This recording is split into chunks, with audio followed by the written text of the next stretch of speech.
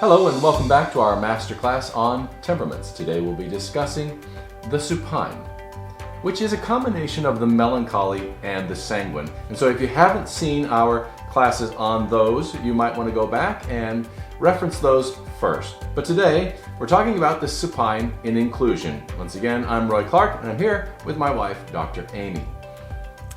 So Amy? We're going to take a look at the second sheet of the temperament analysis.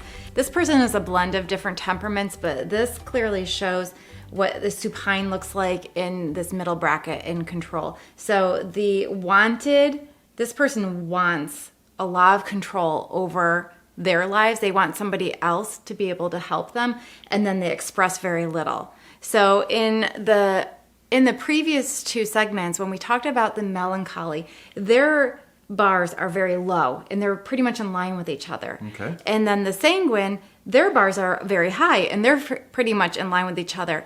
The supine temperament deals with very indirect behavior, and that is where the express and wanted needs are extremely different. So this is the temperament. We talked about how Hippocrates and Aristotle a long time ago identified 4 groups of people, but there was this one group of people that you joked with, or your group, Right. that didn't Those are my people. that didn't fit into any of these boxes. So for thousands of years, people would refer to supines as passive sanguines. They right. have the same needs and desires as the sanguine. However, their behavior patterns and the way that they express themselves are significantly different. Wow. So when you say passive, I automatically go to passive aggressive. Yes. Okay. Yes. So this is their group? Yes, they tend to be passive aggressive. So the supine temperament is both introverted and extroverted. Okay. This is very confusing to themselves and to other people in their Right. lives. So when they are very comfortable with somebody, they respond as a sanguine. They're very outgoing and lively and fun. Jovial and fun. Yes. Right. Okay. And then when they get put in front of new people, they just totally go to the other end of the perspective and they act like a melancholy. There's our melancholy. Okay. So this is I just want you to kind of picture this Jekyll and Hyde type of personality for a little bit here. So inside, the sanguine is just dying, like, pick me, I want to come, I want to have fun. But then the melancholy in them is saying, I'm afraid, I don't want to go, I don't want to get hurt. So do they want to be pursued? Yeah. Oh, definitely. So that is the number one thing with the supine. They want everybody to read their mind. They want people to know that they want to be invited. Yeah. But they are coming off very stoic. They've got that melancholy resting jerk face. But not quite as much. The supines are the sweetest temperament. They are very, very kind people, very shy. Yeah. And so what usually happens is everybody's saying, hey, come on, let's go. And they say no all the time. Oh. So all right. I worked with a supine, and it was funny because we would be at work and we'd say, hey, let's do happy hour after work. And everybody would say, all right. And then everyone would show up except for our supine. Oh, wow. And then we would go to work the next day and be like, hey, where were you? Yeah. I wasn't invited. No, we said everyone. Right. So they never feel like they're part of the group. No, unless you go up to that person specifically and say, come on, we really want you to go. They really need that personal invitation.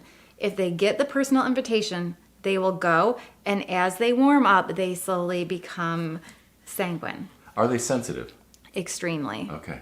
There's probably, the melancholy and the supine are probably the 2 most sensitive temperaments. Okay. All right. But the melancholy is much better at expressing themselves. If they don't want to go to the party, they're just going to say, no, I don't want to go. And they really mean that. Okay. The supine is going to say, no, I don't want to, but inside they really want to. And then they're sitting at home saying, nobody likes me. I never have anything to do. Right. But the truth is that people do ask them to do stuff. People do want to be around them, but eventually will stop giving the invites because they are getting keep saying rejected. No. Right. Okay. Yeah, so they reject others without even knowing that they're rejecting others. Yes. Okay. Yes. All right, so if I'm married to a supine, right? Yes. Just know it's going to take me 3 invites to get anywhere. Well, yeah, and so in that situation, the supine would probably go because they feel comfortable. So when the supine gets very close with somebody, like their best friend doesn't think that they're shy. Okay. Like, you're not shy. And so you could be hanging out with your best friend who's a supine, and she's totally outgoing and energetic and everything else. And then one other person joins the party, and then it's like that turtle effect. All right. Like, what happened? Where'd you go? Right. They just kind of shut down. And so the parents will say, I don't get it. Sometimes she's totally extroverted, and sometimes she's not. And so it's very confusing. Everybody's like, I know it's in you. I know that this is how you normally are. So at home, with best friends, with family, they usually appear to be very extroverted. But then in school situations, I work with a lot of teens. And so in school, they're a totally different person. Got it. So if I have a junior higher or a high school child, right, would you say that partnering with them on new experiences would be the way to go? Yes. Okay. Yeah.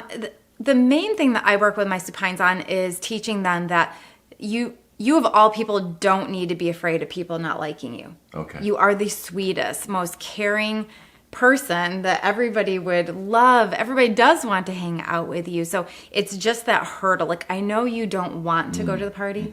I know that you're thinking that people don't want you there, but that's not true. So just get yourself to the party. And even if you need to say, I've got a thing in an hour, so I can stop by.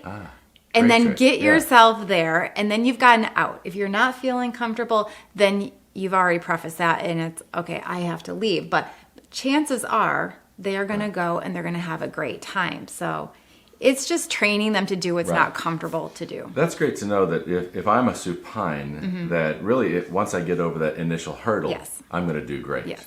And if I plan for that and prepare for that, I can excel. Yeah. So I had said in the intro that there are two temperaments that really pursue counseling more than any other, and it's the melancholies and the supines.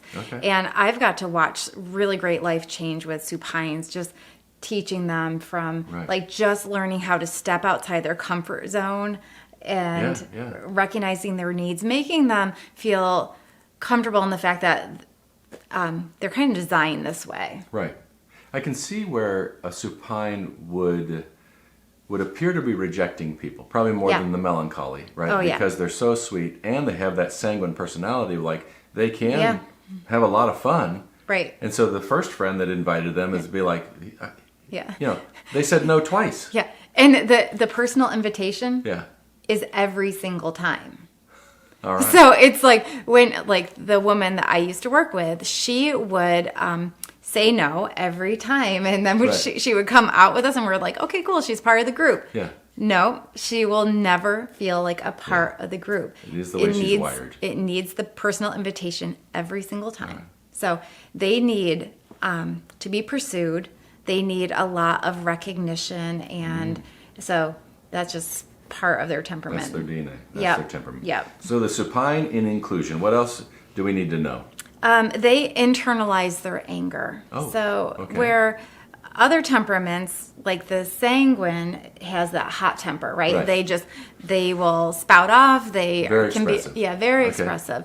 The supine internalizes all their anger, but they are so sweet and so sensitive that they don't like to use the word anger. They say, I'm hurt. I have hurt feelings. So this is code. And if you are in a relationship with a supine, or if you're a supine yourself and you tend to say, no, I'm not mad, my feelings are just hurt, you have to recognize that that is really anger and we need to do something. So I always talk about how anger is kind of like the hot potato. You know, it's like you don't want to hold that. You want to pass that off. Hurt feelings, we can just rest in that for quite a while. So by calling it what it is, by recognizing anger, and anger is energy to make change. So anger is a reaction to hurt or pain. Correct. Always. Never a primary emotion. Yes. All right. But if you don't identify your anger, right? Like you said, the hot potato, you're going to get burnt. Yeah. Right. Yes, you will get burned. Right. Yeah. So that's really important. So the supines are very teachable. Okay. So once they start understanding themselves of like, okay, now they don't understand themselves. They don't understand, why can I be so outgoing and comfortable with these people, and then all of a sudden I just Shut down. Yeah, I just shut down. Okay. And so so we talked about the melancholy. If they get rejected, they isolate. Okay. The sanguine, if they feel rejection, they go out and they sell themselves to more people. They just replace friends. The supine acts like the melancholy in those situations. If they even think that they might get rejected, they go melancholy. Does the supine keep score like the melancholy? No. Okay. They don't have that emotional scorecard, but they develop patterns of behavior. So once they start isolating, then they fall into a pretty good depression. Yeah. Okay. And then there's a little bit of the anxiety of like, okay, like I have to work with them and say, you've been invited tons. You have been pursued. Yeah. You have said no all of these times. Now the ball's in your court. You can't expect them to keep on pursuing you. Now we have to re-engage. And so there's a little bit of anxiety in, okay, I know. I understand that this is what I need to do, but I'm a little bit afraid. So well, that makes sense. Yeah. Yeah. All right. One last thing. What else do we have? They are very relationship oriented. Supines need people to survive. So when they start going into their isolation mode, their spirit just starts fading very quickly. Okay. So people are extremely important to them. They act like they're not. They act like I don't want to go. I just want to be by myself. I'll spend all this time in my room. But people are essential in their lives. Wonderful. So very sweet temperament. They're just kind of this combination of the two. They want to be the sanguine. Yeah. They want that part of their personality to be prominent, and it can be. Right. So very teachable, very correctable. So that's about it for the supine and inclusion. So if you're a supine, don't believe that you're being rejected right away. Just find yourself some great friends and listen to them.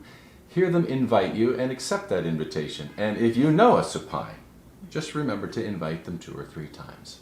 So once again, I'm Roy Clark, my wife, Dr. Amy. Today's temperament class was on supine in inclusion. And we look forward to teaching you about supine in control and affection later. Thank you. Have a great day. Thank you. Bye-bye.